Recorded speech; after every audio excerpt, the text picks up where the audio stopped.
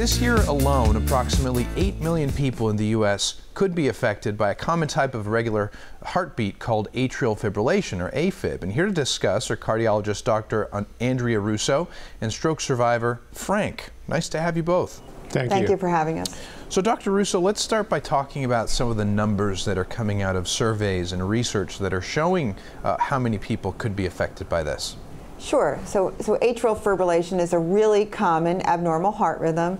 Individuals may experience some symptoms. They may feel their heart racing on them. They may feel irregular heart beating. They may feel some shortness of breath or some chest discomfort. And some individuals may not even know they're having it until they have a more severe episode of a stroke.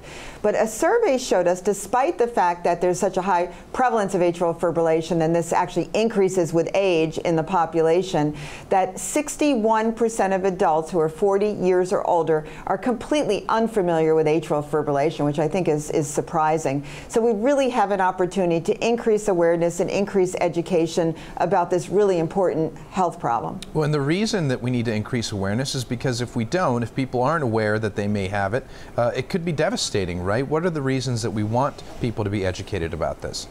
Yeah, that's correct. We want to educate individuals because if they seek medical attention early when they're having these signs and symptoms of atrial fibrillation, we can actually prevent stroke. So atrial fibrillation is associated with an increased risk of stroke, and it's 5 times greater in individuals who have atrial fibrillation than don't. So if you know about it ahead of time, we can avoid those risks. And Frank, you're here with us today to share your personal experience with AFib and stroke. What can you tell the audience? Yes, Alex. I think I fall on the description that Dr. Russo had of the 61% that was completely unfamiliar with what AFib was and the risks associated with it. When I turned 70, I started to experience some minor symptoms, and working with my clinical team and primary care providers started to work on a plan of action. Unfortunately, one morning while out running, I did experience a stroke and was able to get to a hospital that had a very effective stroke team and start to manage the situation.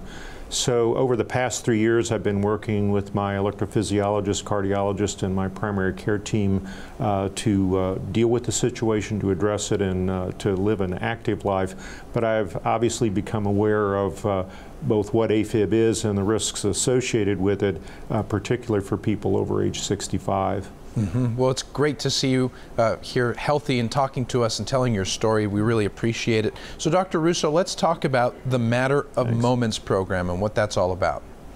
Yeah, the Matter of Moments initiative is a great initiative that is sponsored by Bristol-Myers Squibb Pfizer Alliance, and the whole purpose of it is to increase awareness of atrial fibrillation and stroke risk, to get that information out to the public so that individuals can seek medical attention to get early evaluation to reduce the risk of stroke.